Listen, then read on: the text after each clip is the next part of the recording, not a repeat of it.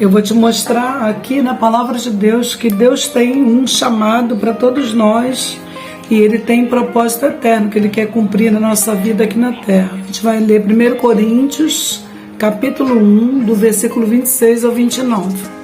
Irmãos, reparai, pois, na vossa vocação, visto que não foram chamados muitos sábios segundo a carne, muitos poderosos, nem muitos nobres de nascimento. Pelo contrário, Deus escolheu as coisas loucas do mundo para envergonhar os sábios e escolheu as coisas fracas do mundo para envergonhar as fortes. E Deus escolheu as coisas humildes do mundo e as desprezadas e aquelas que não são para reduzir a nada as que são, a fim de que ninguém se vanglorie na presença de Deus. Aqui está dizendo que Deus chama o improvável, aquele que nem imagina que vai ser chamado. Deus, Ele escolhe quem Ele quer e Ele capacita quem Ele quer.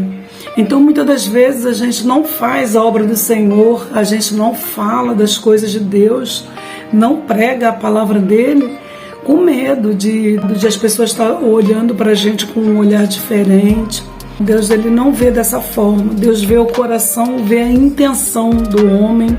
E Deus usa a gente dentro do propósito que Ele tem para cada um de nós. Cada peculiaridade de cada pessoa, Deus usa.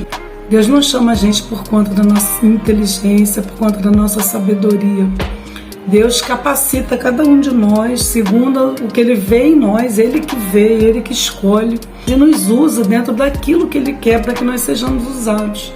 Então o que Deus quer de nós é que nós façamos a vontade dEle, que a gente pregue o Evangelho, que a gente fale para as pessoas a respeito de Jesus. Muitos ainda não têm ideia do que Jesus veio fazer aqui, sabe que Jesus é uma pessoa boa, mas na verdade ele não entende o plano de salvação. Deus preparou tudo desde o início, desde a fundação do mundo, porque Ele sabia da queda do homem. Então Ele já tinha Jesus, o Cordeiro Santo, já preparado para que morresse, para nos livrar da condenação do pecado. Às vezes a gente fala, poxa, eu não vou falar porque eu não tenho capacidade, eu não tenho conhecimento bíblico. Mas se você é uma pessoa que já foi lavado, remido no sangue do Cordeiro, você já é salvo, então o testemunho da sua vida vai ser o que Jesus fez por você. Foi através do entendimento que você teve da palavra de Deus, quando você ouviu a palavra, que houve a transformação, que gerou a transformação em você. E você pôde compreender com um grande amor e tudo que Jesus fez por você. Então, independentemente de você conhecer a Bíblia ou não, de ponta a ponta, e de você saber todos os detalhes, não tem importância, você tem que falar de Jesus, do que Jesus fez em você, para que essas pessoas sejam alcançadas também, porque Jesus está voltando e o mundo continua acreditando que essa conversa é uma conversa de crente. E que já se fala nisso há muito tempo e até agora nada, mas a pessoa que tem um pouco de interesse pela palavra de Deus, ela vai saber que tudo está se cumprindo. Está tudo se cumprindo. O Apocalipse está se cumprindo. Então, gente, Jesus está muito perto de voltar, muito pertinho mesmo. Se você nunca parou para pensar na volta de Jesus, se você nunca imaginou que você precisa aceitar a Cristo como teu único e eterno Salvador, reconhecê-lo como Filho de Deus, procura ler os Evangelhos de Jesus, para que você venha entender qual é a boa, perfeita e agradável vontade de Deus para a tua vida. E você que não se considera escolhido, você que não se considera apto para fazer a obra do Senhor, quem te capacita é Deus. Ele que te dá toda a capacidade para que você venha fazer a obra dele. Falando das maravilhas que Deus tem feito através da sua vida, talvez você tenha orado por uma pessoa e essa pessoa chega para você e diz, poxa, depois daquela oração que você fez, olha, aconteceu coisas maravilhosas, mas não foi você. O poder não está em você. O poder está no Deus que você crê. Então, quando você orou, você depositou toda a tua fé, toda a tua confiança em Deus, ali naquele propósito, naquele plano. E aí a pessoa vem falar para você que a mãe foi curada e que o pai se converteu, ou que ela conseguiu um emprego, ela conseguiu passar num concurso através da oração que você fez, porque você orou com fé para o Deus Todo-Poderoso e ela também creu. Então as nossas vidas, elas são usadas de maneira às vezes bem sutis e às vezes de maneira tremenda também. Para cada um, Deus tem um chamado, Deus tem um propósito, Deus tem um plano, e muitos vão ir muito além daquilo que ela imaginou que um dia fosse possível ela fazer. De repente o teu ministério vai ser no teu trabalho, na tua vizinhança, com os teus familiares. E muitas das vezes você vai pregar através da sua vida. Você vai pregar sem palavra, pelo seu proceder, pelas suas atitudes, pelas suas ações, pelas coisas que você faz. As pessoas vão ver que tem algo especial em você, que é Deus.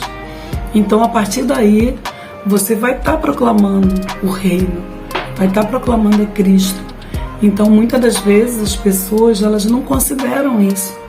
Elas acham que elas têm que fazer coisas muito grandes, mas cada um tem um chamado. Então, que nós aproveitemos o nosso chamado e a gente não perca a oportunidade nunca de estar falando de Jesus. Tem pessoas que dizem que já que Jesus vai voltar, então eu vou curtir a vida. O que eu vou ficar fazendo? Eu vou aproveitar ao máximo. O que elas precisam entender é que elas precisam se arrepender dos seus pecados e deixar os pecados. Se voltar para Cristo, para que ela seja salva quando Jesus voltar. Porque se a pessoa continuar no mundo sem ter entendido o que Jesus veio fazer, continuar na prática do pecado, continuar só curtindo a vida, sem se importar com a sua vida espiritual, sem se importar com Jesus, sem se entregar a Cristo, sem se preocupar com a sua salvação, lamentavelmente, ela ficando para a grande tribulação, ela vai ter que pagar com seu próprio sangue. E vai ser um tempo terrível, porque o anticristo ele vai se impor, vai querer colocar chip, ele vai querer fazer várias coisas, vai determinar coisas que você vai perceber que são contra a palavra de Deus. Mas se você for firme até o final e não se entregar, não se render às propostas do anticristo e se voltar para Jesus, vai ser um tempo de sofrimento, mas você vai ser salvo.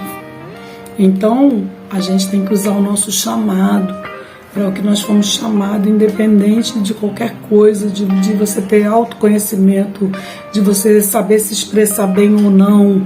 Você tem que falar de Jesus, trazer as pessoas para Cristo, procurar fazê-las entenderem que Jesus está voltando e que, lamentavelmente, se elas não aceitarem a Cristo, elas não vão ser salvas. Então, nós temos um chamado e nós temos que fazer valer esse chamado. Quem nos unge, quem nos consagra, quem nos separa é Deus. Ele que vai cuidar de cada um de nós, Ele que vai colocar as palavras certas na nossa boca para que a gente fale de Jesus, para quem quer que seja, não importa. Você pode ser uma pessoa que de repente é semi-analfabeto. Você vai falar de Jesus até para um rei. Vai falar para uma pessoa poderosíssima. E Deus vai te usar. Quem fala através de você é o Espírito Santo de Deus. Então a gente não tem que se preocupar com isso. Se preocupar com posição, com postura, com status, com instrução. Você não tem que se preocupar com essas coisas. Porque quem dá toda a instrução, quem dá todo o conhecimento, todo o discernimento, toda a sabedoria, é quem te escolheu, que foi Deus. E vamos fazer a obra de Deus. A gente não pode parar. Os campos sempre estiveram brancos e agora eles estão mais brancos ainda. A volta de Jesus se aproxima e a gente tem que fazer a nossa parte.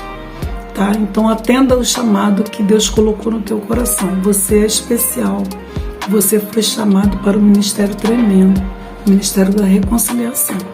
Fica na paz. Que Deus abençoe. Um beijo.